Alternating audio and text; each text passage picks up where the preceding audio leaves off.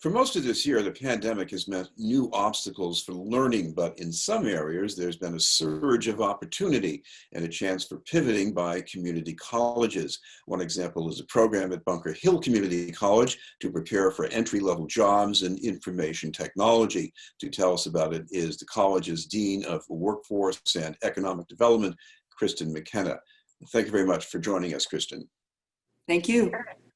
Kristen, I want to start with these new opportunities in the job market. It's the opposite of what a lot of people are experiencing right now, but where are things on the upswing?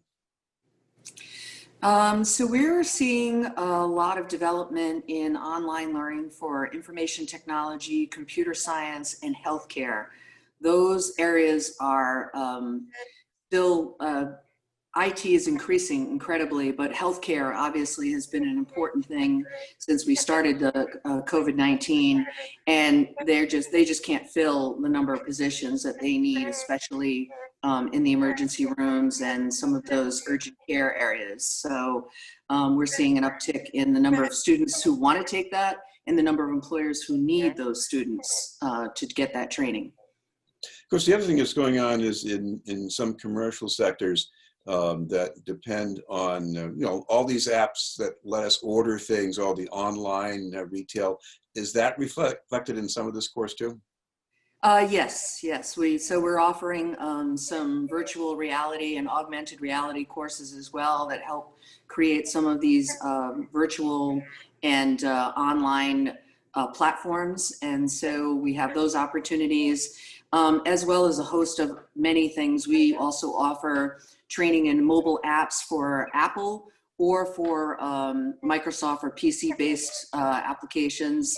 And we have a pretty extensive list of trainings that are available on our website.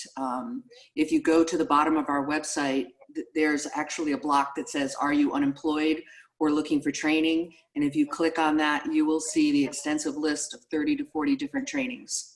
Well, some of these jobs involve some form of coding, and as soon as some people hear that word, they panic. They think this is really, really tough to learn, but is that necessarily the case? No, I mean, I think that you'd have to enjoy doing it. That's an important feature of it, but it's not as difficult as it sounds, and if you have some basic computer aptitude, I think you're going to be fine. And we have a lot of support. We have tutoring in all of these areas, and so it shouldn't be too much of a challenge for someone who's really interested in doing this.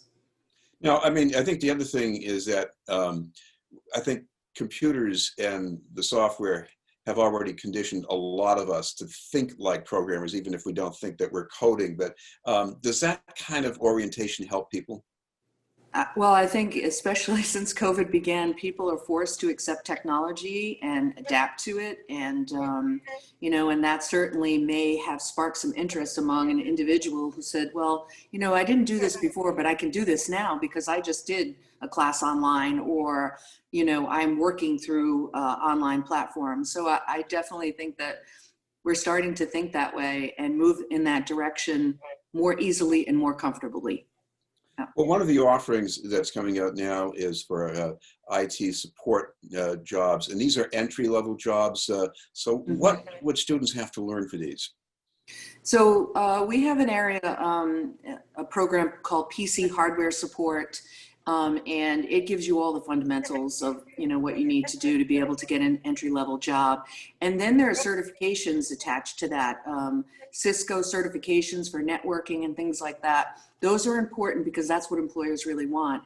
And so you don't have to have any experience whatsoever to start those courses. And I think part of it also involves internet security too, right? Yes. So the networking piece and security piece is important, and that's why you get the certifications. So how would students be learning exactly? I mean, would they be going to classes, any hands-on experience, or would this mainly be remote? It would mainly be remote, except for the healthcare certificates that we offer, which may have a face-to-face component to it. Everything's going to be online. It's done, most of these are done synchronously, which means there's a time set up to take the course, but there's going to be asynchronous work that you can do on your own, and it's pretty much all online. There might be a remote component where someone is on Zoom or WebEx with you too, to be able to interact with you and your classmates. So people who take this course, they would get, I guess, just a certificate. Does that mean they could use it for credit too? Yes, so many of the courses are credit. The Google IT course is non-credit, but it can articulate to credit if you're interested in going on and pursuing the degree. Of course, one of the other considerations involved in this course is how much it will cost students and if there's any kind of assistance they can use. Yeah, so we're very competitive and our costs are not very high. I think we actually, our tuition is less than any other community college in the state. I think I'm correct on that. But also you can get help through Mass Hire, which is our unemployment and career services through the state.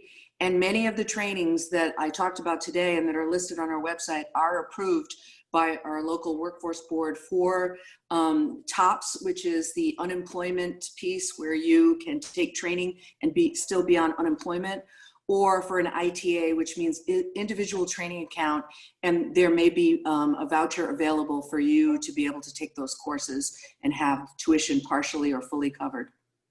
Now, of course, a lot of us grew up thinking of colleges, even community colleges, as part of an academic sector, but lately at least, there's a lot more interfacing with businesses and designing courses. How much does that apply to things that you're offering right now?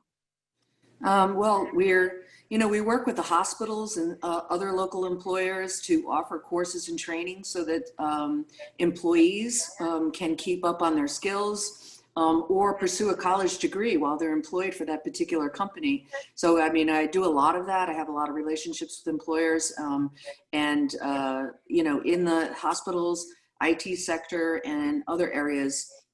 We even work with small businesses now because we need to help them as much as possible have good employees to survive during, this difficult time. So what I'm reading between the lines here, this isn't just about designing courses. This is about when the course is finished and you're maybe at least directing the students toward opportunities. You help in that way too, right? Yeah, we have career services and career development, and we actually offer a course or part of a course called Ethnographies of Work, which really helps students prepare for careers and for being work ready. What has it been like at your college, at least, because every single college has had to adjust very dramatically to the pandemic, the way you do in-person learning, the way you do other forms of learning. How much has that changed at Bunker Hill? It's changed quite a bit. We were about 85% face-to-face, and now we're 80% online. So we did a complete turnabout, and our faculty and staff turned things around, and our academic support division really did a terrific job making our classes online and remote. So it was quite a feat, but we're ready and we're there. And finally, Kristen, if people want to get more information about these courses you're offering, is there a way they can track that down? Yes, please go to our website. It's bhcc.edu. You can go to the Workforce tab or Academic Affairs tab to learn more about these opportunities, and go to the bottom of the webpage because you'll see that button that says, "Are you unemployed?" And that will take you right to training and voucher opportunities. Well, thank you very much for taking the time to join us. Thank you very much. Kristen McKenna from Bunker Hill Community College.